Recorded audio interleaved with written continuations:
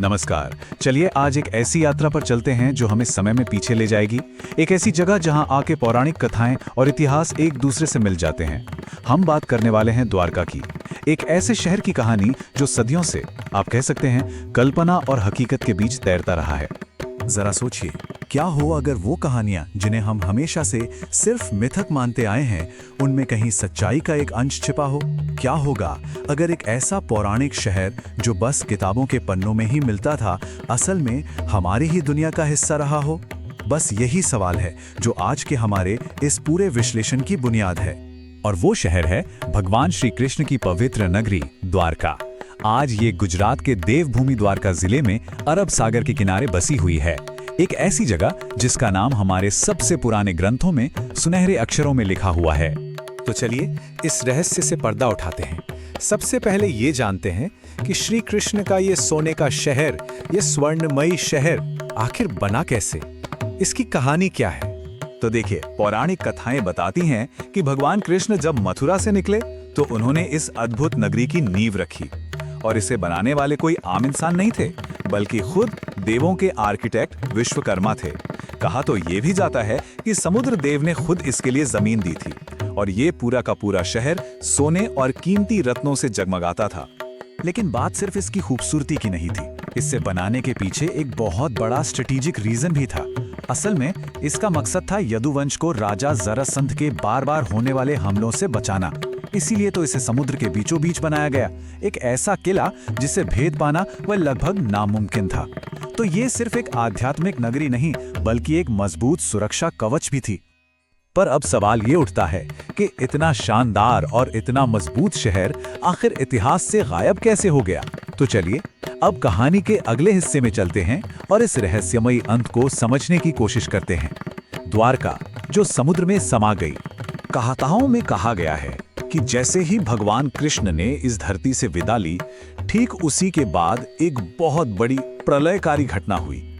उनकी पूरी की पूरी सोने की नगरी अपनी सारी शान और शौकत के साथ समुद्र की गहराइयों में डूब गई, मानो जैसे वो शहर वहां कभी था ही नहीं।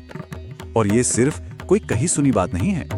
हमारे पुराणों में इसका साफ साफ जिक्र मिलता है कि श्री कृष्ण के देह त्याग के बाद पूरी नगरी समुद्र में समा गई। ये एक बहुत मजबूत बात है जो इस घटना को हमारे प्राचीन ग्रंथों का एक जरूरी हिस्सा बना देती है।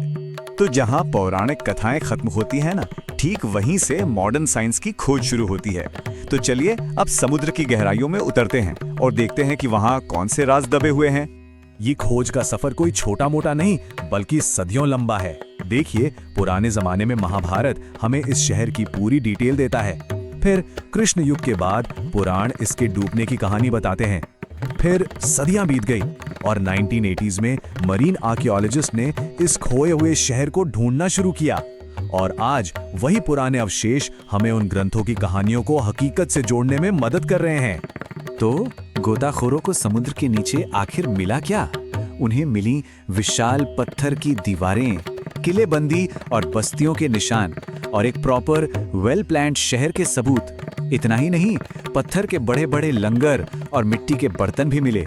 ये सब इस बात का इशारा करते हैं कि कभी यहाँ एक जीती जागती खुशहाल सभ्यता बसती थी। और जो सबसे हैरान करने वाली बात है ना, वो है इन खंडहरों की उम्र। वैज्ञानिकों का मानना है कि ये करीब करीब 3500 से 4000 साल पुराने हैं। ये टाइमलाइन हमें सीधे महाभारत काल में ले जाती है और यही बात इस खोज को हिस्टोरिकली बहुत बहुत ज्यादा जरूरी बना देती है। बस इन्हीं सब वजहों से द्वारका को अक्सर इंडियाज एटलांटिस यानी भारत का एटलांटिस भी कहा जाता है।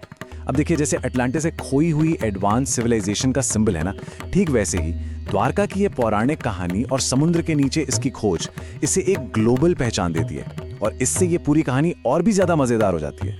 लेकिन द्वारका की कहानी सिर्फ बीते हुए कल की नहीं है। चलिए अब इन पुराने खंडरों से बाहर निकलते हैं और देखते हैं कि आज की द्वारका कैसी है, एक जीती जागती तीर्थ नगरी। आज भी द्वारका करोड़ों लोगों की आस्था का एक बहुत बड़ा केंद्र है। ये हिंदू धर्म के 7 सबसे पवित्र शहरों, जिन्हें सप्तपुरी कहते हैं, उनमें से एक है। ये भारत की जो मशहूर 4 धाम यात्रा है, उसका पश्चिमी धाम है। और बात यहीं खत्म नहीं होती। ये आदि शंकराचार्य के बनाए हुए 4 बड़े मठों में से एक शारदा पीठ का भी स्थान है।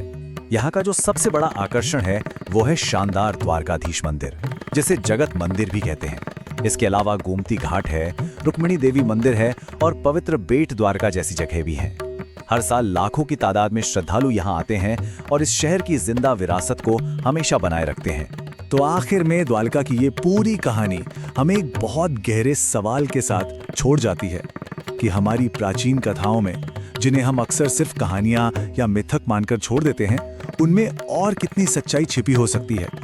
ये एक ऐसा सवाल है जो हम सबको अपनी जड़ों को, अपने इतिहास को एक बिल्कुल नई नज़र से देखने पर मजबूर करता है।